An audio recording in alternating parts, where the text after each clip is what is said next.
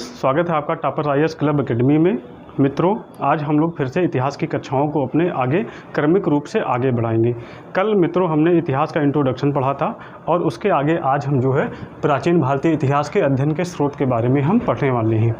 तो मित्रों, हम लोग अपनी कक्षाओं को प्रारंभ करें इसके पहले हम कुछ महत्वपूर्ण मुद्दों पर थोड़ा हम बात कर लेना चाहते हैं। जैसा कि मित्रों हम सभी एक प्रतियोगी छात्र हैं और कोई भी रिजल्ट और परिणाम आता है उसका हम लोगों पर बहुत ही सकारात्मक और बहुत ही नकारात्मक असर जो है देखने को मिलता है। कल उत्तर प्रदेश लोक सेवा आयोग के द्वारा जो है 2022 की प्रारंभिक परीक्षा का रिजल्ट आया। उम्मीद है कि उसमें से बहुत सारे हमारे मित्र सफल हुए होंगे और कुछ असफल भी हुए होंगे। जो सफल हुए हैं मित्र, उन्हें आपको बहुत बहुत बधाई हमारे तरफ से, हमारे संस्थान की तरफ से बहुत बहुत हार्दिक शुभकामनाएँ।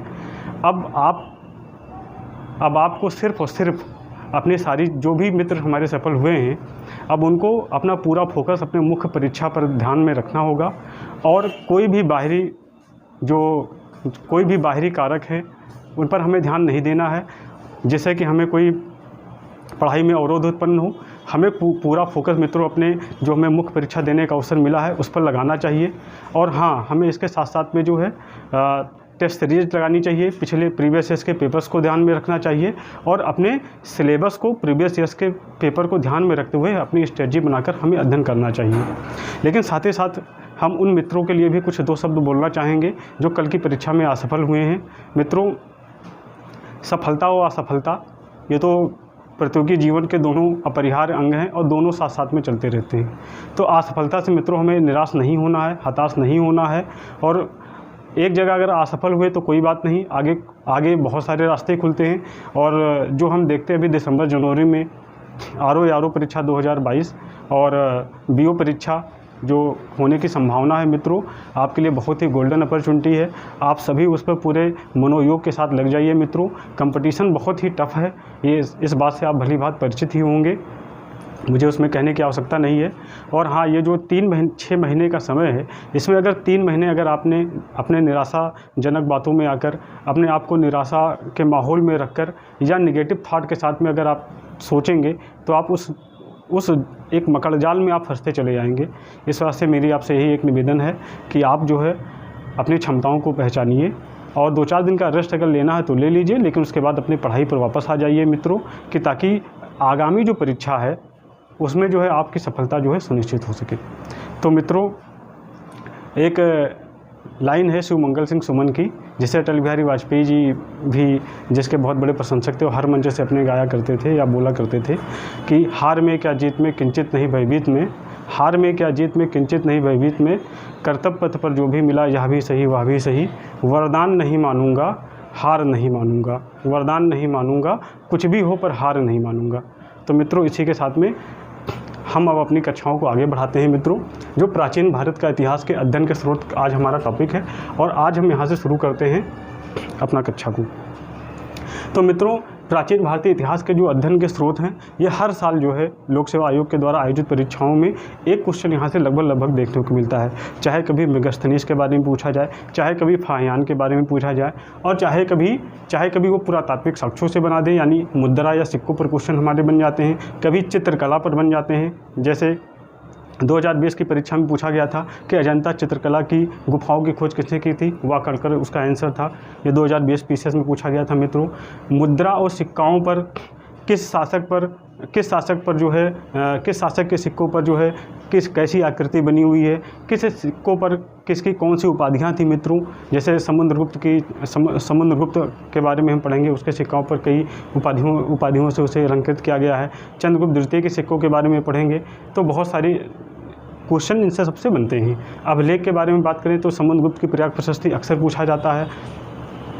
उसके बाद कौटिल्य का अर्थशास्त्र वगैरह, उसके बाद अशोक के अभिलेख अक्सर पूछे जाते हैं। अभी इस बार भी पूछा गया था कि 2022 की जो प्रारंभिक परीक्षा है उसी में पूछा गया था कि अशोक के अभिलेखों से क्वेश्चन बने थे हमारे। तो अभिलेख हो गया, 2022 में क्वेश्चन पूछा गया। 2021 में चित्रकला से यहाँ से क्वेश्चन पूछा गया, मुद्राओं से क्वेश्चन पूछा जाता है। तो मित्रों, इस वजह से जो है कभी पुरातात्विक साक्ष्यों पर पूछता है, कभी साहित्यिक साक्ष्यों में, चाहे मेगास्थनीज के इंडिका के बारे में कभी हम पूछते हुए क्वेश्चन हम देखते हैं। कभी हम साहित्यिक साक्ष्यों में हम देखें तो वेद, उपनिषद, ब्राह्मण, अरंडक, इन सब पर क्वेश्चन बनते हैं साहित्यिक साक्ष्यों में। धार्मिक साहित्य व धार्मिकेतर साहित्य जो है उन पर क्वेश्चन बनते हैं। और अगर हम विदेशी यात्रियों के विवरण को अगर हम देखें तो इसमें भी फाहियान, हुएनसांग के बारे में हम देखते हैं क्वेश्चन बनता है। अल-मसूदी के बारे में क्वेश्चन बनता है। अल-बर्नी तो यूपीपीसीएस का बहुत फेवरेट टॉपिक है। अल-बर्नी कब आया था, उसने कौन सी किताब की रचना की थी। तो यहाँ सबसे हम देखते हैं मोटे तौर पर कम से कम 1 से 2 क्वेश्चन जो है लोक सेवा आयोग के द्वारा आयोजित की जाने वाली परीक्षाओं में रखे जाते हैं मित्रों। तो इस वजह से ये हम लोगों के प्रारंभिक परीक्षा के दृष्टिकोण से बहुत ही इम्पॉर्टेंट टॉपिक है मित्रों। तो आज हम शुरू करेंगे प्राचीन भारत के अध्ययन के स्रोत। तो इसे 3 भागों में बांटकर देखते हैं मित्रों। एक पुरातात्विक सोच, दूसरा साहित्यिक साक्ष्य और तीसरा विदेशी यात्रियों का विवरण। अब जो पुरातात्विक साक्ष्य है, पुरातात्विक साक्ष्य में मित्रों पुरातात्विक साक्ष्य में हमारा अभिलेख आता है, मुद्राएं आती हैं या सिक्के आते हैं, स्मारक भवन आते हैं, स्मारक या भवन आते हैं, मूर्तियां, चित्रकला आती है और मृद भांड आते हैं, मिट्टी के जो है बर्तन आते हैं। अब अगर हम अभिलेख की बात करें तो अभिलेख की बात करें, जैसे हम अशोक के अभिलेख, हम जब अभिलेखों का अध्ययन करेंगे तो इसके अंतर्गत जो है विभिन्न प्रकार के अभिलेख जो सिक्कों पर खुदे हैं, जो प्रस्तर के स्तंभों पर खुदे हैं, जैसे अशोक के अभिलेख, जैसे समुद्रगुप्त की प्रयाग प्रशस्ति हो गया, इन सब के बारे में हम अध्ययन करेंगे अभिलेखों के अंतर्गत। फिर आगे हम देखते हैं मुद्राएँ जो है विभिन्न शासकों के शासनकाल में जो है कौन कौन सी मुद्राएँ चलाई गई, किसके शासनकाल में सोने के सिक्के जारी किए गए, सोने के सिक्के, सबसे शुद्ध सोने के सिक्के किसके समय में जारी किए गए, सबसे ज़्यादा सोने के सिक्के कहाँ जारी किए गए, टिन, शीशे के सिक्के किसने जारी किया। तो ये सब जानकारी हमें इस टॉपिक के अंतर्गत मिलेगी जब हम पुरातात्विक साक्ष्य कवर करेंगे और यहाँ से क्वेश्चन बनते हैं मित्रों।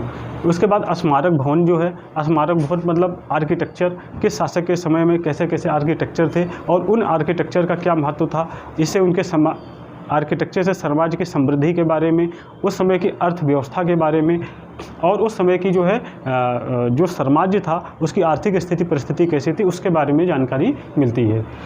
फिर मूर्तियाँ व चित्रकला के बारे में हम जब पढ़ेंगे, मूर्तिकला का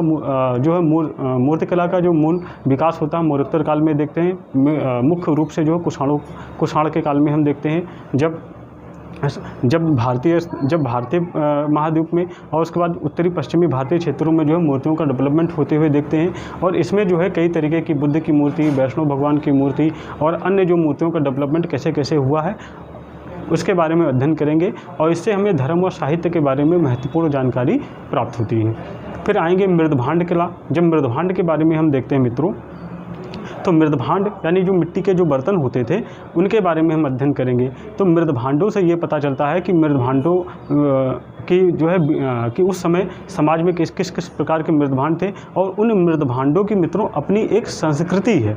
इसी के अंतर्गत मित्रों हम OCP यानी ऑकरे कलर पॉटरी यानी गैरिक मृदभांड संस्कृति को पढ़ेंगे। हम PGW पेंटेड गे बेयर यानी चित्रित धूसर मृदभांडों का बारे में अध्ययन करेंगे और NBPW यानी नॉर्थ ब्लैक पॉलिश गे बेयर के बारे में पढ़ेंगे। उत्तरी काले चित्रित धूसर मृदभांडों के बारे में अध्ययन करेंगे हम। और ये सभी मृदभांडों का कालक्रम चाहे OCP हो, चाहे PGW हो, चाहे NBPW हो, वो विभिन्न कालों का है। जैसे OCP की अगर हम बात करेंगे तो ये जाएगा नवपाषाण काल में लगभग इसकी खोज हुई थी। OCP मतलब ऑकरे कलर पॉटरी जो है गैरिक मृदभांड, ये नवपाषाण काल से ही जो है प्रयोग में आने लगे थे। आगे PGW की अगर हम बात करें तो इनका जो टाइम पीरियड है ये 600 से लेकर 1000 से लेकर जो 600 ईसा पूर्व तक का है। चित्रित धूसर मृदभांड तो ये अपने समय की जो परिस्थितियां हैं यानी 1000 से लेकर 600 ईसा पूर्व का जो समय है ये उसके बारे में ये अध्ययन के महत्वपूर्ण साक्ष्य होंगे। फिर आगे हम पढ़ेंगे उत्तरी काले पालिशदार मृदभांड PGW जो 600 से लेकर 300 ईसा पूर्व तक का टाइम पीरियड है मित्रों। तो इसमें हम ये पढ़ेंगे कि 600 से 300 ईसा पूर्व के बीच में क्या परिस्थितियाँ थी, ये मृदभांडों से हमें पता चलेगा। मित्रों इस मृदभांड संस्कृति पर जो है 2017 ACF RFO में क्वेश्चन जो है बना था। वो बना दिए था कि मतलब वो तीनों मृदभांड दे दिए थे और दे दिए थे उनका क्या कालक्रम है उसको जो है मैच करना था। तो ओवरऑल पुरातात्विक साक्ष्य जो है भारतीय पुरातात्विक मतलब प्राचीन भारतीय इतिहास के अध्ययन के स्रोत के रूप में इस अप्रोच के साथ में इनका हम अध्ययन करेंगे। फिर दूसरा आता है मित्रों साहित्यिक साक्ष्य। साहित्यिक साक्ष्य के अंतर्गत साहित्यिक साक्ष्य दूसरा आता है मित्रों। तो साहित्यिक साक्ष्य के अंतर्गत जो है हम धार्मिक साहित्य के बारे में पढ़ेंगे और लौकिक। साहित्यिक साक्ष्य जो है ये 2 प्रकार का है। दो प्रकार के भागों में मूलतः इसको बांटा गया। एक धार्मिक साहित्य है और दूसरा हमारा लौकिक साहित्य है। जो धार्मिक साहित्य है इसमें हम पढ़ेंगे एक ब्राह्मण साहित्य के बारे में पढ़ेंगे और दूसरा हम पढ़ेंगे ब्राह्मणोत्तर साहित्य, यानी धार्मिक साहित्य को दो भागों में बांटा गया है, ठीक, मोटे तौर पर। एक ब्राह्मण साहित्य है और दूसरा ब्राह्मणोत्तर साहित्य है। अब जब ब्राह्मण साहित्य की रचना जो है ये मूलतः ब्राह्मणों के द्वारा इनकी रचना की गई थी, इसलिए इसे ब्राह्मण साहित्य कहा जाता है।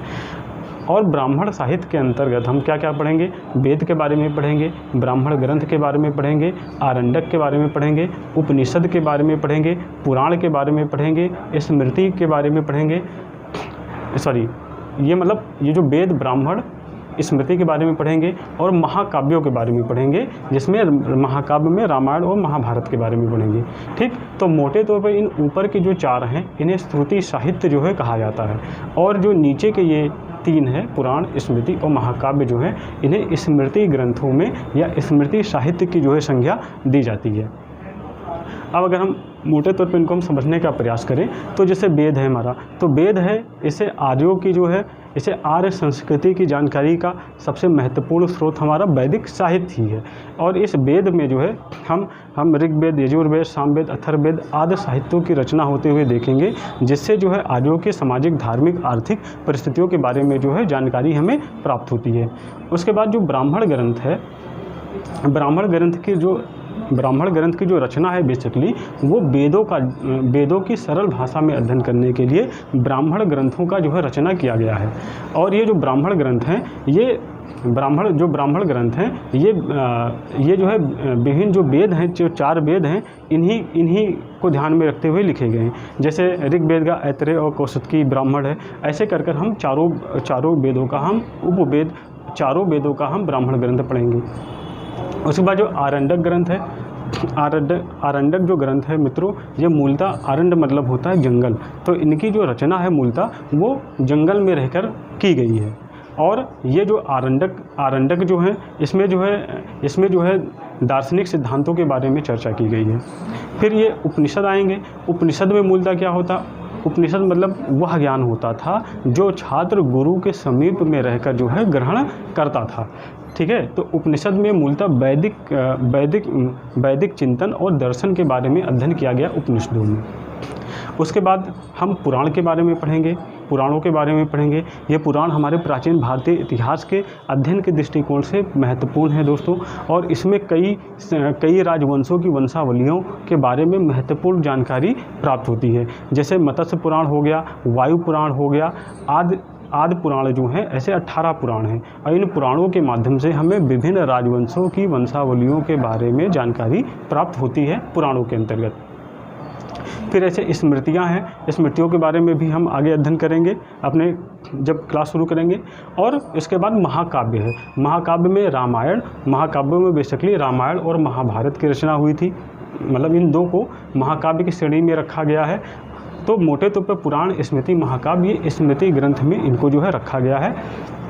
अब 2014 आरओ में मित्रों, 2014 आरओ प्रीलिम्स का जहाँ तक मुझे याद है उसमें क्वेश्चन आया था कि महाभारत को किस अन्य नाम से जाना जाता है, तो उसका आंसर था मित्रों जय संहिता के नाम से जाना जाता है, या इसे सहस्त्रशाही संहिता के नाम से भी जाना जाता है, क्योंकि इसमें 1 लाख श्लोकों का जो है संकलन है, ठीक। तो कभी इससे पूछते हैं इसके रचयिता कौन थे, कभी इसके बारे में पूछ लेते हैं, तो कभी इसके बारे में कोई अन्य इन्फॉर्मेशन पूछ लेते हैं। तो इसको हम जब हम क्लास करेंगे तो अपनी पीपीटी के बारे में, इन सारी चीज़ों के बारे में डिटेल से अध्ययन करेंगे। फिर उसके बाद मित्रों ब्राह्मण साहित्य के बाद में आता हमारा ब्राह्मणोत्तर साहित्य आता है। ब्राह्मणोत्तर साहित्य मतलब जो ब्राह्मण से इतर जो साहित्य लिखे गए हैं उन्हें ब्राह्मणोत्तर साहित्य के नाम से जाना जाता है। इसमें मित्रों बौद्ध ग्रंथ आते हैं और जैन ग्रंथ आदि को जो है रखा जाता है। इस बौद्ध और जैन ग्रंथ मित्रों इनका जो उदय हुआ था वो गंगा घाटी में 6ठी शताब्दी ईसा पूर्व के आसपास में हुआ था मित्रों। और इस दौरान जो है हम अनेक जो है इनके ग्रंथों के बारे में या बौद्ध साहित्य के बारे में और जैन साहित्य के बारे में पढ़ेंगे। विनय पिटक, सुत्त पिटक, अभिधम्म पिटक, इनके बारे में पढ़ेंगे। ऐसे जैन ग्रंथों के बारे में जो जैन है ग्रंथ उसके बारे में हम जैन टेक्स्ट के बारे में हम पढ़ेंगे। फिर उसके बाद जो ये धार्मिक साहित्य, ब्राह्मण साहित्य और ब्राह्मणोत्तर साहित्य, ये जो मिलकर जो है ये धार्मिक साहित्य को बनाते हैं। उसके बाद हम आएंगे लौकिक साहित्य पर। तो लौकिक साहित्य में ऐतिहासिक ग्रंथ और जीवनी ग्रंथों को जो है शामिल किया जाता है। तो जो ऐतिहासिक ग्रंथ हैं जैसे इसी के बारे में हम आएंगे, कौटिल्य के अर्थशास्त्र के बारे में पढ़ेंगे। जैसे कौटिल्य का अर्थशास्त्र है हमारा, ये हमारा जो है टेक्स्ट के बारे में पढ़ेंगे। ऐसे हम गुप्त काल में आएंगे। गुप्त काल में बहुत सारी जो रचनाएं हुए हैं, जो नवरत्न थे उनके बारे में, और उनकी कई साहित्यिक रचनाएं, जैसे कालिदास के बारे में पढ़ेंगे, भारव के बारे में पढ़ेंगे। तो ऐसे बहुत सारे जो साहित्यिक रचनाएं हैं, वो साहित्यिक टेक्स्ट हैं, वो लौकिक साहित्य के अंतर्गत आते हैं। और लौकिक साहित्य में ऐतिहासिक ग्रंथ और जीवनी ग्रंथ आदि आते हैं। इनके बारे में अध्ययन करेंगे अपने टेक्स्ट में। उसके बाद मित्रों इतिहास के अध्ययन के स्रोत के रूप में जो तीसरा पार्ट आएगा वो विदेशी यात्रियों का विवरण आएगा मित्रों। क्योंकि 6वीं शताब्दी ईसा पूर्व से जो है गंगा घाटी में जो है हमें जो है साहित्यिक साक्ष्य जो है मिलने लगते हैं। 6वीं शताब्दी से जो हमें साहित्यिक साक्ष्य मिलने लगते हैं और उनका अध्ययन भी प्रारंभ हो जाता है। उसके बाद में हम देखते हैं जब 6वीं शताब्दी के बाद में कई जो है विदेशी यात्री आए। कई विदेशी यात्री जो है भारत में आए थे और उन्होंने अपने जो है इतिहास लेखन के माध्यम से कई महत्वपूर्ण विवरण जो है छोड़े थे, जो हमारे भारतीय इतिहास के अध्ययन की दृष्टि से मित्रों बहुत ही इम्पोर्टेंट है। तो इसके हम 3 भागों में जो है मोटे तौर पर जो है 3 भागों में जो है बांटकर हम इसे मोटे तौर पर हम 3 भागों में बांटकर देखेंगे। एक यूनानी लेखक, दूसरा हमारा चीनी लेखक और तीसरा हमारा जो है अरबी लेखक। इन 3 भागों में बांटकर हम विदेशी यात्रियों का विवरण का अध्ययन करेंगे। तो यूनानी लेखक में मोटे तौर पर हम पढ़ेंगे टेशियस के बारे में पढ़ेंगे, हेरोडोटस के बारे में पढ़ेंगे, टेशियस के बारे में पढ़ेंगे, हेरोडोटस के बारे में पढ़ेंगे, ये मेगास्थनीज के बारे में पढ़ेंगे, चंद्रगुप्त मौर्य के दरबार में आए थे। उसके बाद प्लिनी के बारे में पढ़ेंगे, डाइमेकस के बारे में पढ़ेंगे, ये बिंदुसार के समय में आए थे। प्लिनी पहली शताब्दी के आसपास इनकी रचनाएं मिलती हैं। तो इस प्रकार से हम यूनानी लेखक, अभी ये मित्रों कुछ अभी शॉर्ट फॉर्म में यहाँ पे चीज़ें दी गई हैं एज ए आपको एग्जाम्पल के रूप में, और जब हम लोग पढ़ेंगे तो ये टेक्स्ट जो है थोड़ा और डिटेल में हम पढ़ेंगे और कई लेखकों को उसमें जो महत्वपूर्ण लेखक हैं उनको भी हम शामिल करते हुए पढ़ेंगे। तो यूनानी लेखक जब हो जाएंगे तो इसके बाद जो है हम चीनी लेखकों के बारे में पढ़ेंगे। तो चीनी लेखक में जैसे फाहियान है हमारे, हुआनसांग है हमारे, इत्सिंग है हमारे, इनके बारे में अक्सर इसके बारे में अक्सर क्वेश्चन पूछते हैं मित्रों। जैसे 2013 में फाहियान के बारे में कई बार क्वेश्चन पूछा जा चुका है। प्रीवियस इसके क्वेश्चन उठाकर आप देखिएगा तो आपको समझ में आ जाएगा। हुआनसांग है हमारा, ये 2013 पीसीएस प्री में क्वेश्चन पूछा जा चुका है कि हुआनसांग के यात्रा विवरण को किस नाम से जाना जाता है, सु यू की के नाम से जाना जाता है। 2013 पीसीएस में पूछा गया क्वेश्चन है। और ऐसे इत्सिंग है हमारा। तो मोटे तौर पर 3-4 चीनी लेखकों के बारे में हम पढ़ेंगे जिनका विवरण जो है भारतीय इतिहास की दृष्टि से बहुत ही महत्वपूर्ण स्थान रखता है। फिर इसके बाद हम अरबी टेक्स्ट के बारे में पढ़ेंगे, अरबी लेखक के बारे में पढ़ेंगे। इसमें मित्रों सुलेमान और अल बर्नी जैसे इतिहासकारों के बारे में पढ़ेंगे। सुलेमान मित्रों ये पीसीएस परीक्षा में पूछा जा चुका है। यहाँ से ऑब्जेक्टिव कुछ क्वेश्चन आया है कि सुलेमान जो है सुलेमान का विवरण भारत की किस शताब्दी में लिखा गया था। अल बर्नी भारत में किस शताब्दी में आया था, ये क्वेश्चन आया है पीसीएस में, आरओ में किसी में आया है, मुझे याद नहीं लेकिन आया है। उसका जो है था 9वीं से 10वीं शताब्दी, 10वीं से 11वीं शताब्दी, 11वीं से 12वीं शताब्दी, ऐसे करके उसके प्रश्न थे। तो अल बर्नी का विवरण जो है 11वीं से 12वीं शताब्दी तक का जो है के बीच का इनका टाइम पीरियड है। तो कुल मिलाकर मित्रों हमारे जो प्राचीन भारतीय इतिहास के अध्ययन का जो प्राचीन भारतीय जो इतिहास का जो अध्ययन का जो स्रोत वाला टॉपिक है उसको हमारे पढ़ने का जो तरीका ये रहेगा मित्रों। और आगे की कक्षाओं को हम क्रमिक रूप से इसी तरीके से हम आगे बढ़ेंगे मित्रों। हमारे चैनल को अगर मित्रों इस वीडियो को अच्छा लगा हो आपको तो इसे लाइक कीजिए, सब्सक्राइब कीजिए और बेल आइकन को प्रेस कीजिए, जिससे कि हमारे संस्थान द्वारा दिए जाने वाले वीडियो आपको अनवरत रूप से मिलते रहें और आप जो है सतत रूप से लाभान्वित हो रहे हैं। जय हिंद मित्रों।